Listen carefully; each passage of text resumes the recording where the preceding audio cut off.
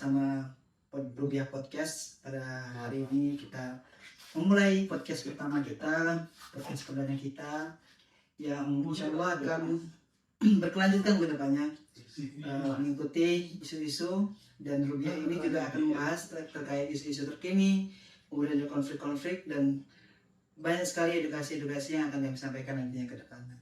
Dan kebetulan malam ini kita akan membincang topik yang cukup hangat ya, terkait tentang mental health mahasiswa remaja yang saat ini mungkin sedang dalam fase banyak perlu perubahan dari mental health mereka gitu ya. Dan kita kedatangan tamu spesial, ada 2 orang pemateri kita, narasumber kita pada malam hari ini. Ada hari ini yang pertama ada Abang Alwi. Boleh perkenalkan dulu, mungkin biografi bagaimana kamu Benda pada penonton. Ya, kalau perkenalan seperti yang tadi ya, nama saya Alwi Mulia. Latar belakang saya cukup tidak terlalu bergelut dengan dunia akademis. Saya bergelut di dunia kerja latar belakangnya. Cuma akhir-akhir ini pada saat fase kuliah ini agak berganti gitu. Ternyata dunia akademik, dunia pendidikan itu juga cukup menarik untuk didalami selain daripada dunia kerja yang biasa saya lakukan di kampung. Kan saya orang kampung nih. Iya. Ya, jadi memang latar belakang saya tuh saya ambil daripada ya memang tidak terlalu dekat dengan akademik pendidikan. Baik, itu dia latar belakang. Nanti kalau misalkan kurang mau lebih dalam lagi bisa IG-nya, ada IG mungkin atau saya mudah ya dicari di dunia Instagram, tinggal klik nama saya sudah ada. Oh iya, harus ada dia. Nah, itu dia pemateri narasumber pertama kita yang sangat hebat ya, yang nanti akan membawa diskusi ini dengan sangat menarik. Dan kedua kita juga ada pemateri dari hukum prodi hukum keluarga Islam, yaitu boleh perkenalkan dulu latar belakang bapaknya. Terima kasih kepada saudara. Sebenarnya kalau latar belakang agak beda juga dari kalangan buruh kerja, tapi setelah kuliah ataupun sebelum kuliah kan kita ada fase SMA, jadi pola akademik udah ada.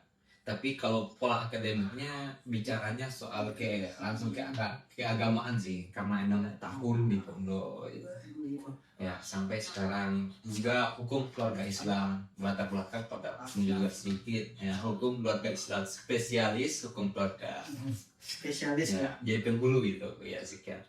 Saya nikah boleh nih. Boleh. Baik, sekarang kan topik kita pada hari ini yaitu tentang mental health. Bagaimana mental kita lihatlah sekarang itu remaja-remaja, terutama ini mahasiswa itu banyak mengalami mentalnya itu takut. Kalau bisa dibilang itu kayak kalau orang-orang zaman dulu ya, bilangnya itu mental K-pop gitu. Dibentak sedikit mulai nangis, atau kalau perempuan oke lah kita bisa maklumi. Tapi kalau laki-laki kan harus punya pendirian gitu kan, harus kuat lah sebagai laki-laki. Nangis itu tidak salah kan, tapi nangis itu kan yang harus apa ya, tidak dikit-dikit nangis gitu kan. Sekarang zaman sekarang itu dikit-dikit nangis dikit-dikit mendalam. Jadi mungkin menurut pemateri narasumber Abang Daham, ini gimana ini saudara Alwi, saudara Alwi dulu mengenai itu kayak Saya boleh cerita pengalamannya. boleh kita kan diskusi di sini. Iya, diskusi. Kalau soal mental health ini bagi saya ini sebuah hal yang sering didengar ya bagi saya, dan saya juga pernah mengalami daripada keterpurukan daripada mental ini. Di suatu saat saya itu di waktu SD kelas 1 SD sama 2 SD itu saya memang seorang pelajar yang sering dibully pada masa itu dengan teman-teman saya, dan saya melihat ketika saya dibully saya itu cengeng, langsung saya adukan kepada ayah saya, orang tua saya ya. Lantas orang tua malahan tidak memanjakan saya gitu, tapi anehnya disuruh dilawan aja gitu. Dilawan. Kalau mereka pakai kekerasan, kamu juga pakai kekerasan. Tapi maaf ya, ini kan orang kampung ya. Orang kampung.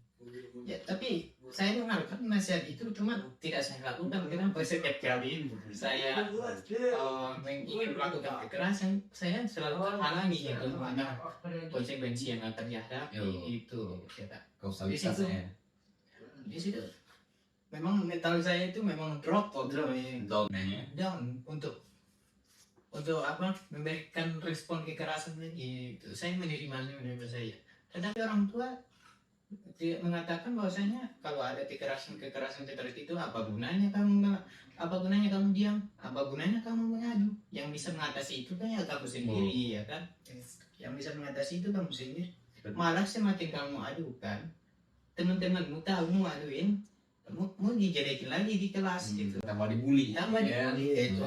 Tukang adu segala macam. Berarti orang tua saudara Alwi ini apa namanya, lebih konsep mandiri, bangkit sendiri. Ya, bagus itu ya. Emang Bagus, keren. itu ayah saya lahir dari pendidikan Iya. Jangan dulu bukan pendidikan yang modern saat sekarang ini ya. Kalau pendidikan modern saat sekarang ini mungkin pergi ke konseling ya, boleh ke psikiater dan segala macam. Makanya media sosial pun kita dibully. Itu sekarang itu ya yang lebih apa ya, rawannya itu sekarang media juga mulai aktif gitu kan, baik itu dalam pembulian gitu. Jadi menurut saudara Alwi kan itu Ya dari saya sendiri sih melalui pengalaman yang saya baca, dari saya pertama itu menghadapi pembulian itu, terus saya mengambil jalan untuk bisa menghadapinya sendiri, melawannya sendiri. Baik itu dari segi saya harus bisa lebih daripada mereka. Saya dulu belajar bela diri, teman-teman yang sering melakukan pembulian nggak melakukan belajar bela diri ya. Di situ saya tahu kemampuan mereka ternyata seperti ini, ternyata lemah juga ternyata segala dibandingkan saya setelah melakukan pelatihan itu ya, pelatihan saya push up sedia, mereka nggak sanggup ya. Kalau saya lawan mereka dengan pukulan, mungkin mereka juga akan keok ya kan. Ketika saya lakukan perlawanan itu, jadi Tapi konsekuensi ini tidak ada gunanya saya untuk melawan gitu. berarti kembali lagi kalau menurut saudara itu tergantung diri lagi ya, bagaimana kita menanggapi gitu ya, terkait mental down. Coba kita beralih kepada saudara Noka nih, gimana pandangan Noka terkait mental health yang ada pada mahasiswa ataupun remaja saat ini? soal kesehatan mental, kita bisa mengambil 2 poin di sini. Apa namanya itu, 2 poin yang akan saya jelaskan. Ada sebuah buku berjudul Sehat dengan Ala Sunnah Rasulullah.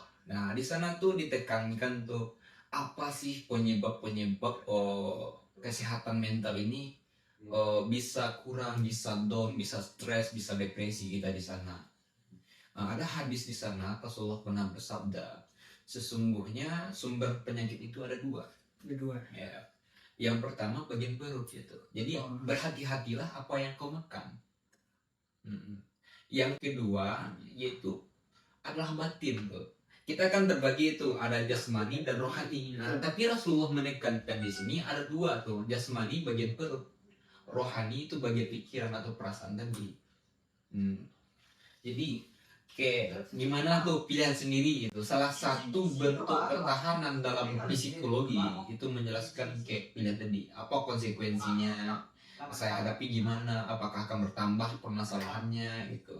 Atau akan sampai ke sana atau sini? Ibaratnya untuk kita permasalahan itu tertiba, kita belajar untuk menjadi dewasa. Yang kedua, kita pandang dari mental health ini, apa namanya, kesehatan mental ini dari Stoa. Kita ambil dari aliran filsafat yang artinya stoikisme.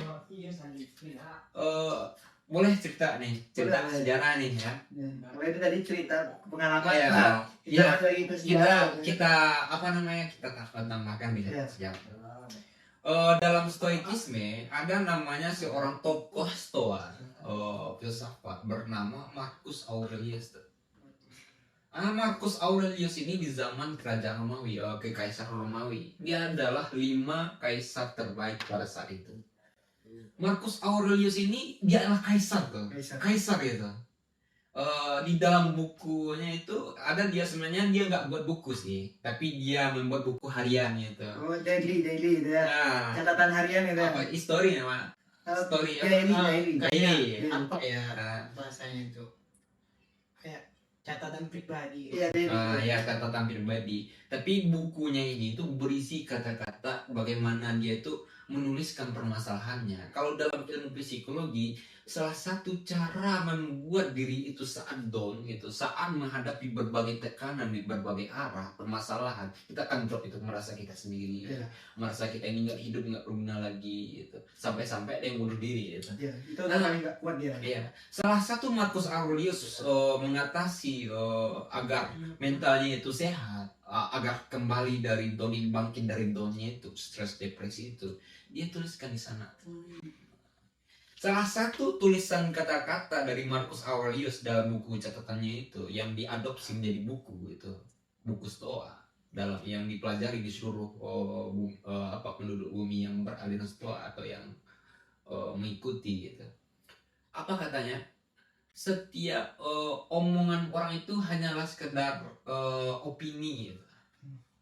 Apa yang kita dengar, apa yang kita suara itu apa perspektif, apa yang kita dengar itu adalah opini, dan apa yang kita rasakan itu cuman apa namanya tuh, bukan realitas yang nyata itu.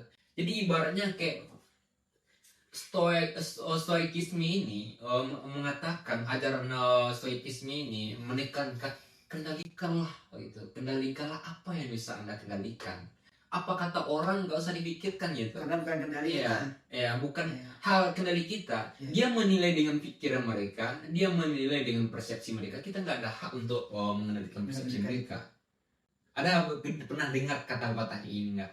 Dimanapun manusia itu berada, itu selagi dia hidup, dia tidak akan lepas dari komentar orang.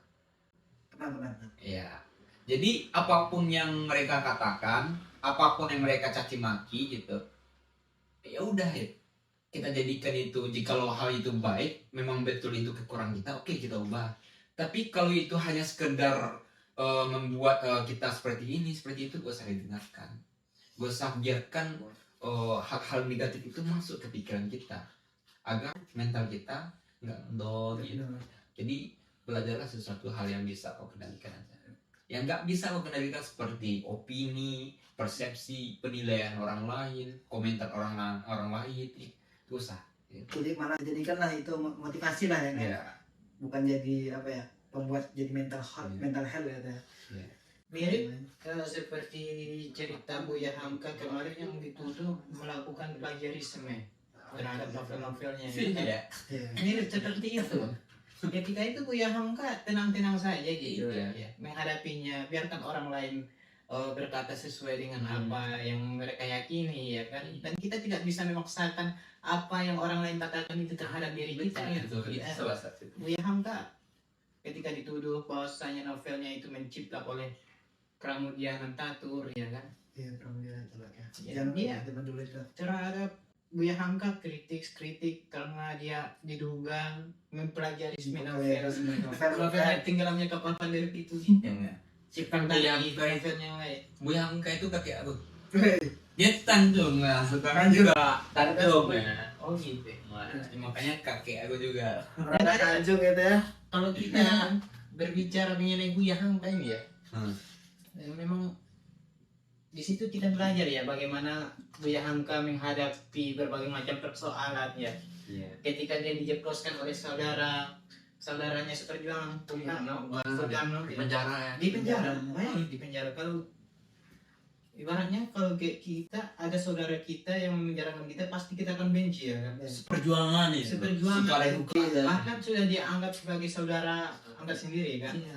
dan juga sudah dianggap sebagai anak angkat daripada ayah kita sendiri kan.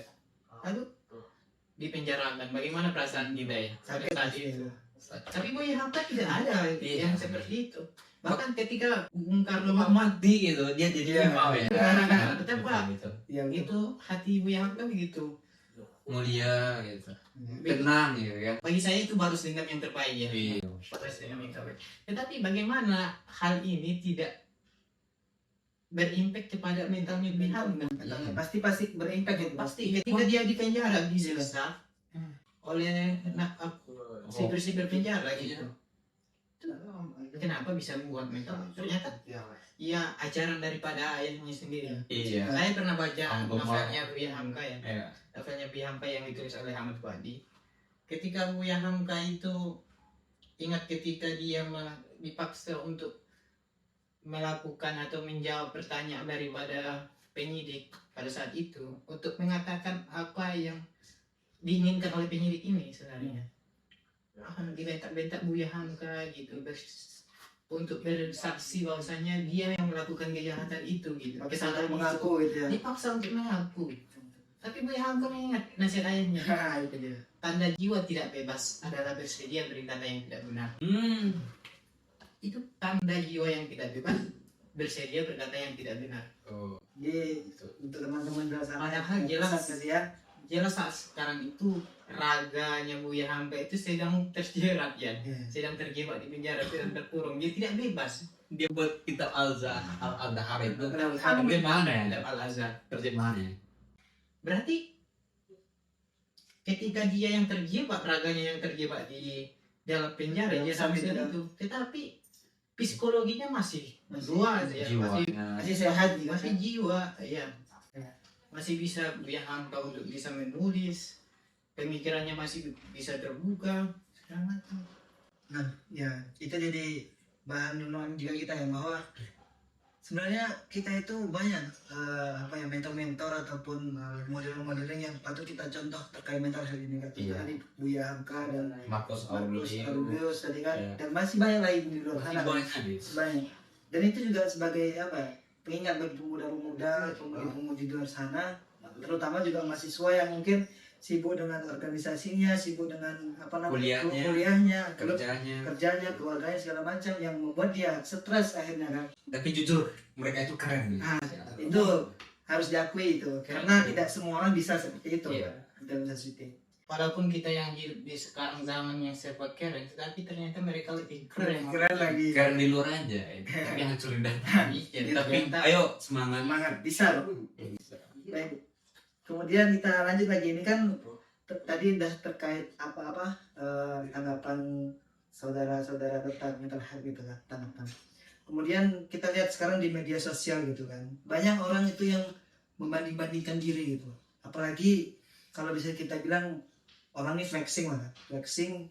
Misal dia anak orang kaya nih, dia punya mobil Innova segala macam, mobil, pokoknya dia flexing lah, pamer di media sosial. Dan itu kadang membuat orang-orang yang di bawah mereka itu melihat postingan mereka itu mentalnya turun gitu, karena kok orang ini bisa ada mobil, kapan ya begitu gitu. Iya. Nah, mungkin solusinya gitu lah, ketika kita melihat orang-orang yang seperti itu, ataupun melihat, kita kan tidak munafik ya, kita pasti memakai media sosial tiap hari gitu. Iya. Jadi gimana kalau kita menanggapi konten-konten yang seperti itu gitu, nah, sebagai seorang pribadi yang supaya tidak mental health-nya tuh kena gitu di diri mereka sebagai mahasiswa. Kenapa aku nggak bisa sendiri? Siapa dulu nih? Siapa dulu nih? Iya. Kita mau kedua-dua yang boleh. Kayaknya saudara yang lebih tahu kan ya. Bukan lebih tahu, tapi kayak kita pernah di posisi itu. Nah, iya. Gitu. Kita kan viral dulu tuh. Iya. Siapa namanya tuh? Enak dong jadi Oh iya. data asiknya di sana. Iya. Gak ada yang nunjukin. Iya. Gak ada yang ngarahin, itu data asiknya. Siapa namanya tuh? Anak kecil. Adik kita. Rui. Roy. Siapa? Rui. Ray. Ryu. Ryu. Saya udah lupa juga itu. Ryutaro ya. Yang ini masih kecil lah. Yang masih kecil. Bocah perintis ya. Ya. Bocah perintis dari kalangan pewaris. Ya. Sebenarnya kayak apa ya? Itu kalau kita membacanya itu, kalau memasukkan ke dalam hati itu membuat jiwa kita memang tunggal gitu. Iya. Tapi inilah setelah tadi itu berlaku sama ajaran Rasulullah tadi yang menekankan itu. Kunci dari segala penyakit itu poinnya ada dua, intinya ada dua. Dari perut tadi ya, itu biasanya lah kayak minum-minum keras. Nah, kita bahas nih yang rohaninya tuh, pemikiran kita. Kita gabungkan teologis dengan stoikis, itu nggak bertentangan. Bahkan itu A plus gitu, A plus menyehatkan. Gimana caranya? Kalau Stoa itu kan mengajarkan kita, atau dalam ajaran Stoa itu, stoikisme itu, jangan terlalu memasukkan itu dalam hati. Jangan biarkan itu, jangan jadikan bahan pikiran. Tahu nggak, stres, anxiety itu kan penyakit psikologi, itu penyakit tubuh kita sih, Iya, iya. down itu. Yang kebanyakan anxiety ini perempuan ya. Iya. Kebanyakan saya pernah saya lihat ya. Ya, Nanti saya diudah dikiranya penjat perempuan itu kena anxiety semua. betul kan? Iya, iya. Yang laki-laki agak ke perempuan juga bisa. Iya, itu banyak. Tahu nggak, yang menyebabkan stres, yang menyebabkan depresi itu bukan orang lain, betul nggak? Bukan orang lain yang menyebabkan kita down, tapi diri kita sendiri, pemikiran diri kita sendiri gitu. Makanya ada tuh kata-kata yang bilang, hidup ini simple loh gitu. Yang mempersulit itu adalah pikiran kita sendiri. Gitu. Coba sederhanakan, ubah pola pikir. Ubah pola pikir kita, gimana contohnya? Oh, ini pantas nggak kita pikirkan itu? Apakah bisa nggak kita kendalikan itu? Apakah ada solusi di sana gitu? Padahal udah jalan buntu, tapi masih memikirkan gimana cara lompat ya mati jadi. Iya. Jadi kayak dia memamerkan ini, memamerkan itu, kita taruhlah sama hati kita itu. Ya udah itu. Oh, mungkin itu kan kondisi dia, bukan kondisi kita itu. Kalau kita memaksakan diri kita itu seperti dia itu nggak mungkin. Kalau kita hanya, wah aku besok harus kayak gitu. Ini bukan surga, ini dunia. Iya. Oke, apa ya? Manusia itu tuh sengsara karena nafsu. Nafsu itu bukan kayak dia nafsuan kayak apa itu, tapi nafsu itu adalah emosional kalau dalam Islam.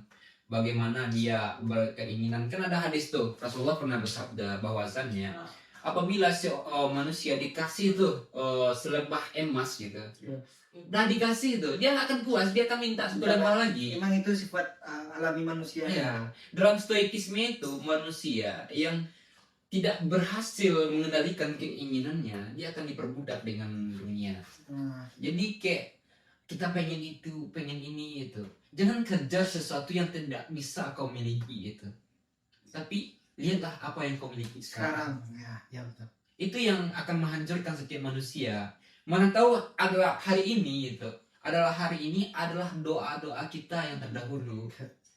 Karena kita juga kurang bersyukur itu sebenarnya. Iya. Itulah Islam itu syukuri itu. Tadi ala irabbikum tukadziban gitu. Allah tekankan di sana sebanyak 33 kali kata-katanya tuh. Itu boleh dicek lagi kalau salah enggaknya. Nikmat mana Allah lagi yang kau dustakan lagi itu. Yang dimaksud didustakan di sana itu. Itulah dia tuh, keinginan dan kepuasan manusia yang nggak bisa dikendalikan. Dapat motor, pengen mobil, udah dapat mobil, dapat pesawat, dia nggak pernah syukur gitu. Ketika kita melihat orang yang tunanetra yang nggak bisa bicara, kita bisa bicara. Kita bisa berjalan seenaknya, mereka lumpuh atau kecelakaan kemarin tuh. Coba kita lihat apa yang kita miliki. Harus introspeksi lagi. Iya. Apa ya? Itu aja. Syukuri itu ya, apa yang kita miliki sekarang itu, dan gunakan itu sebaik-baiknya. Jangan mempunyai tubuh sehat dibanding teman-teman dan saudara-saudara kita di luar. Apalagi kalau kita bercermin dengan Palestina sekarang. Iya. Ya kan? Sungguh miris gitu. Iya. Sekarang. Israel itu negara tuh. Itu kayaknya Apa? sedih aku.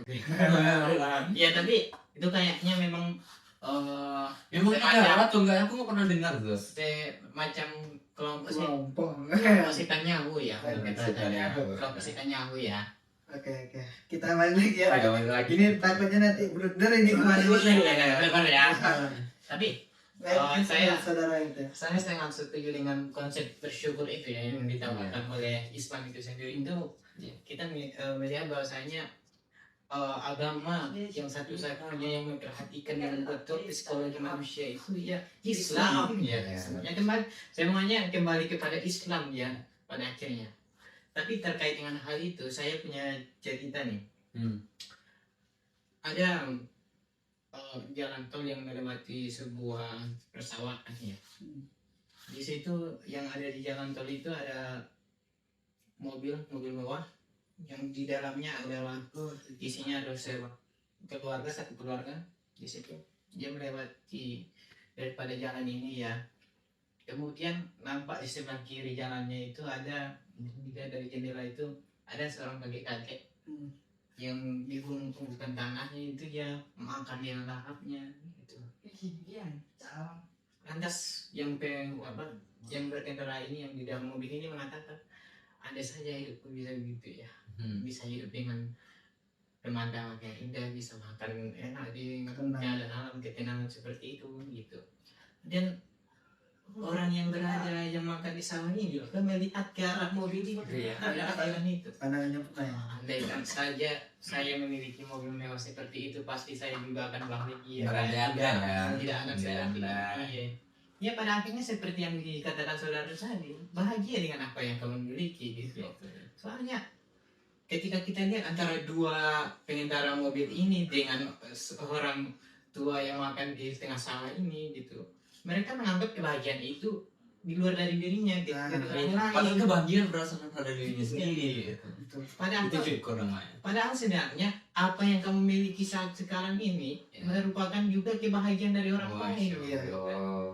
Kebahagiaan apa yang tidak kamu syukuri pada saat ini adalah apa yang orang lain bahagiakan, yang dapat-dapatkan gitu. Saya pernah ketika saya ini pengalaman ya, ketika saya di dunia kerja, saya mulai berpikir enak kali ya untuk bisa berkuliah gitu.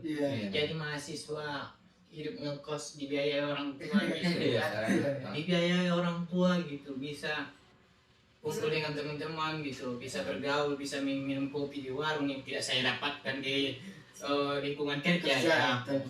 Habis pada mahasiswa, saya melangkah kepada mahasiswa, ternyata tidak seindah itu. Tidak seindah yang dibayangkan ternyata. Dan sesuai ekspektasi ya. Ternyata setelah saya di sini, betapa nikmatnya ketika saya dahulu bisa bekerja, bisa menghasilkan sendiri, bisa menghasilkan uang sendiri tanpa ada bantuan dari orang lain gitu. Bukan tidak bersyukur di tanah sekarang ya.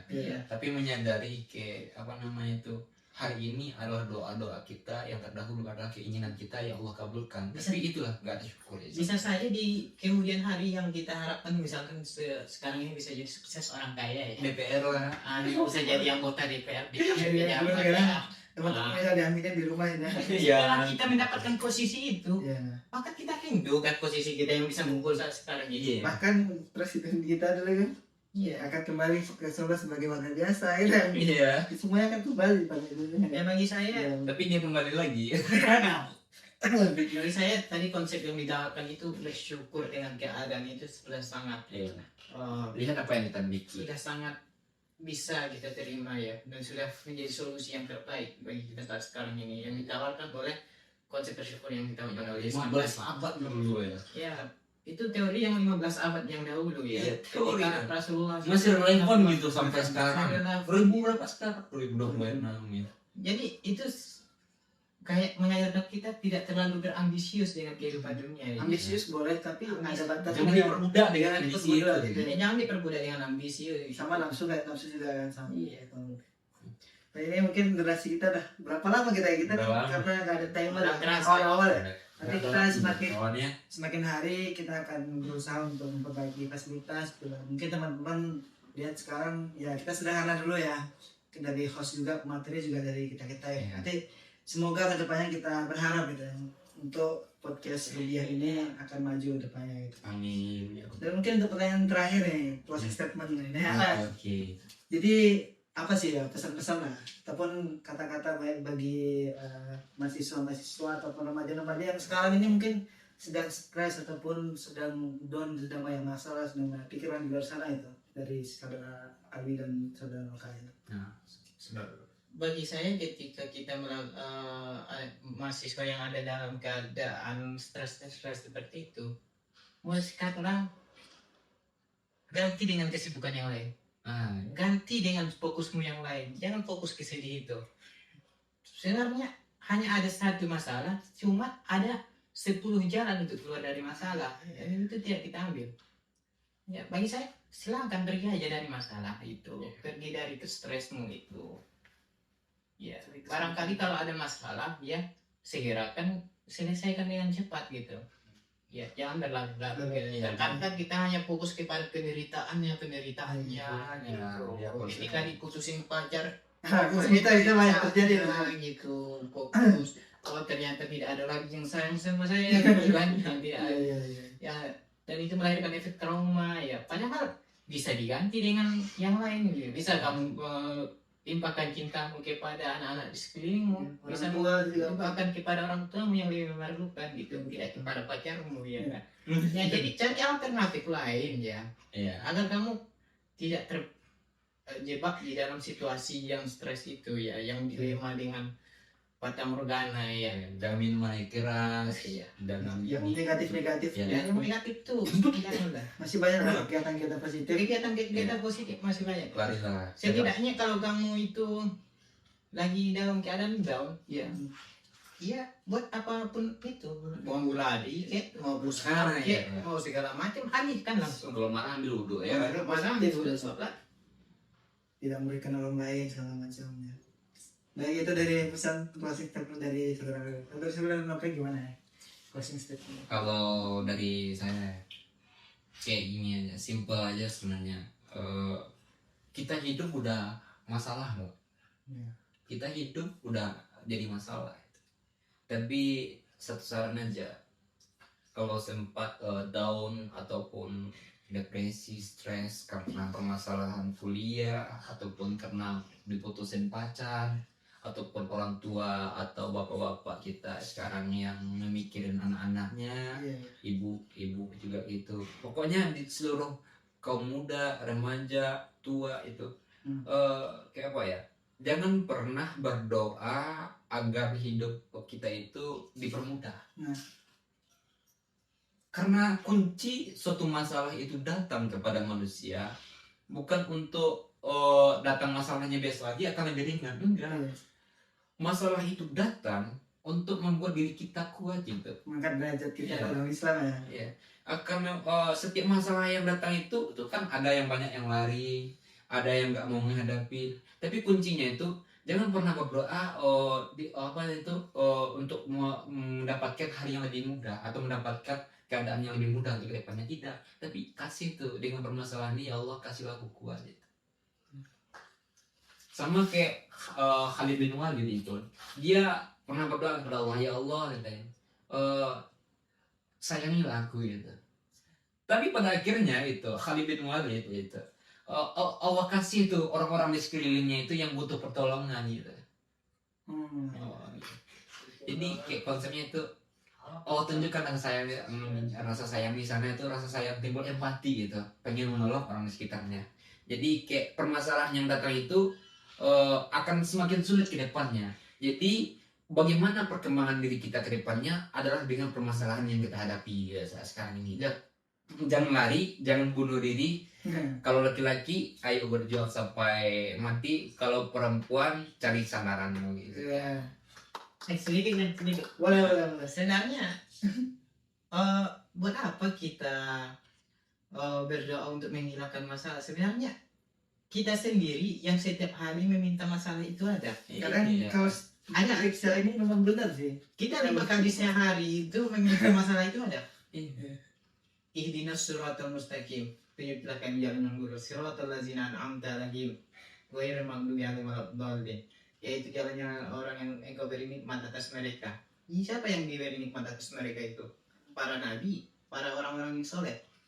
Nah, kalau kita ingin menjadi seperti itu, pengen nikmatnya seperti itu, para nabi ada nggak yang tidak ada cobaan? Pas. Sebenarnya ada kayak Orang-orang yang soleh di masa dahulu pasti ada juga. Apakah mereka fatih gitu kan. apakah mereka itu diberi nikmat begitu saja? Tidak. Tidak kan? Mereka berat. Karena mereka melalui cobaan terlebih dahulu ya. Berarti kita sama saja ketika itu meminta Allah untuk memberikan kita sebuah cobaan gitu agar kita bisa melaluinya untuk menuju kehidupan yang lebih baik ya, untuk menuju kebahagiaan itu. Kalau di dalilnya ya nafsu mutmainnah ya, Iya. wahai jiwa-jiwa yang tenang, kan kita pengen tuh dipanggil dengan seperti itu nanti di akhirat kan. Betul.